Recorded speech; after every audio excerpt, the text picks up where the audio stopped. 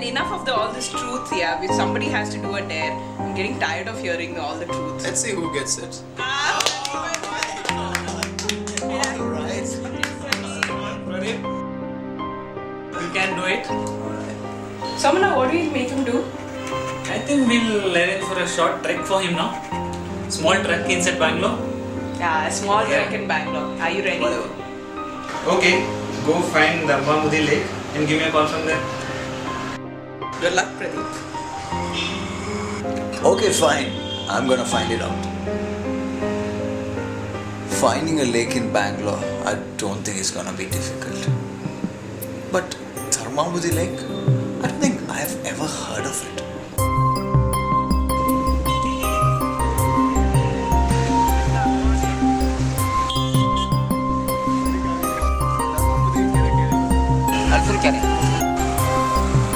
ಧರ್ಮಂಬುದಿ ಕೆರೆ ಕರ್ಕೊಂಡು ಹೋಗ್ತೀರಾ? ನಮ್ಮ ಹೆಸರೇ ಕೇಳಿಲ್ಲ ಸರ್, ನಿಮಗೆ ಗೊತ್ತಿರೋ ಕರ್ಕೊಂಡು ಹೋಗ್ತೀವಿ.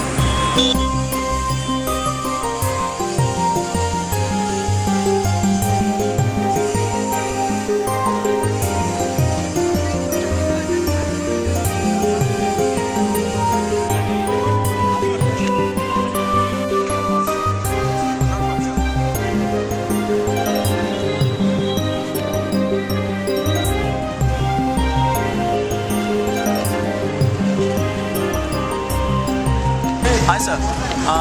Yes sir, I was asking for Dharmambudi Lake. Yeah, any luck with that sir? What? Majestic Bus Stand? Majestic Bus Stand.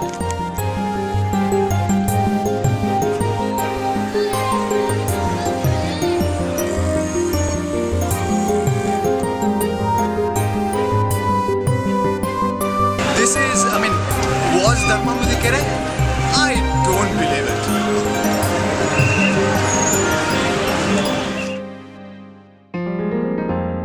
Bangalore was once a city full of lakes with around 1,792 lakes or tanks.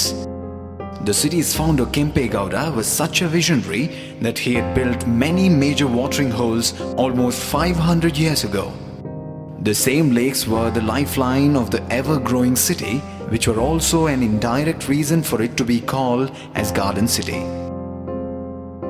Major tanks among the ones built by Kempegowda were Sampangi, Agara, Kempambudi and Dharmambudi Lake. In the Yalankanada Prabhus or Kempegowda period literary evidence, they clearly mention the construction of these tanks by Kempegowda in the Bengaluru region. Tank was dried up after the maybe formation of the new layouts, that too like Rajanagar, Kumarkrupa layouts. On the contrary, an inscription by Hoysala dynasty dating back to the year 1247 AD mentions about Dodda kere. There are references in other records that say that Dodda kere was indeed Dharmambudi Lake. Dharmambudi Lake was so huge that it had spread its wings from Gandhinagar to Subedarchatram.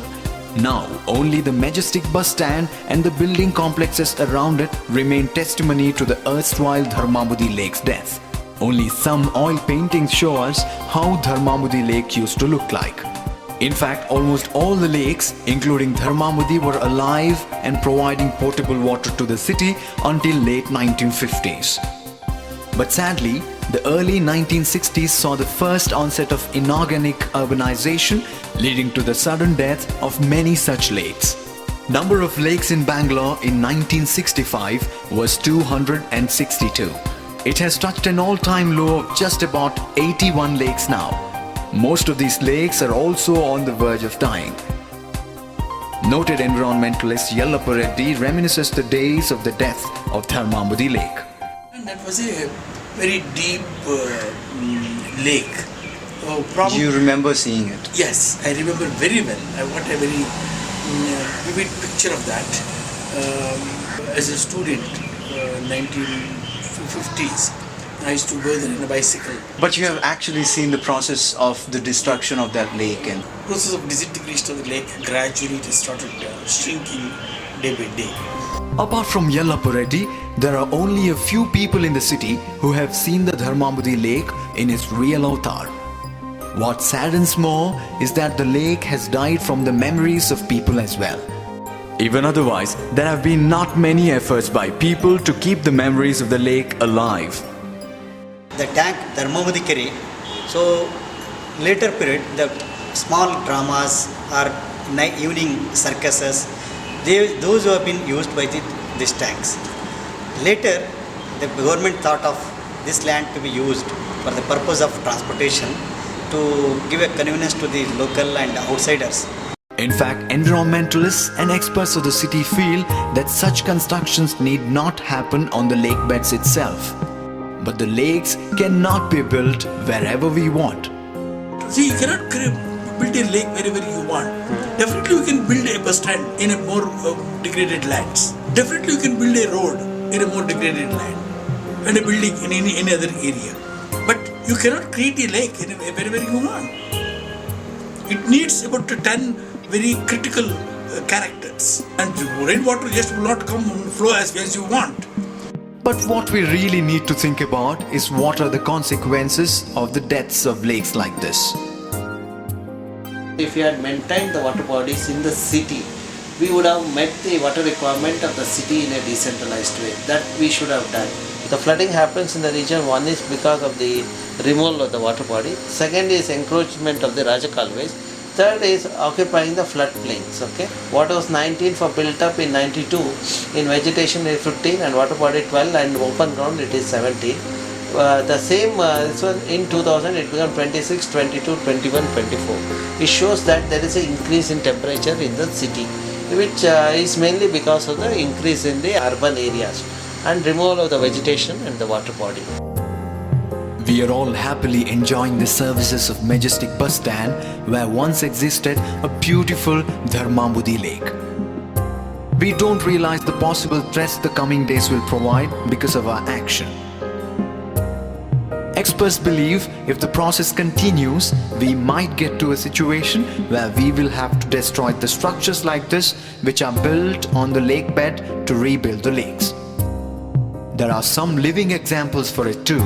A 6-lane road built over the river Cheonggyecheon in Seoul in South Korea along 6-kilometer length had to be demolished to restore the river to its earlier splendor. We might have to follow the cue. Dr. Ramchandra TV of IISc Bangalore believes it is not difficult to rebuild the lakes and also the ecology. Yes, it is possible. You can create lakes. You can do that. See, even in IISc campus we have created a water body. We maintain the vegetation. If we do the planning, it is possible. Even we created a mini forest in the IISc campus which is of the Western Ghats species. But what we really require is the right mindset to change it.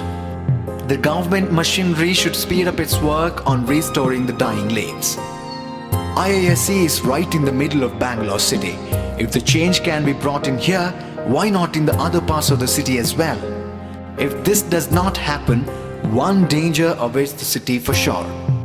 Mr. Pradeep puts it across very bluntly. If we lose, if the monsoon rain god is not kind to us in 1 year, then 50% of the Bangaloreans will make it bad.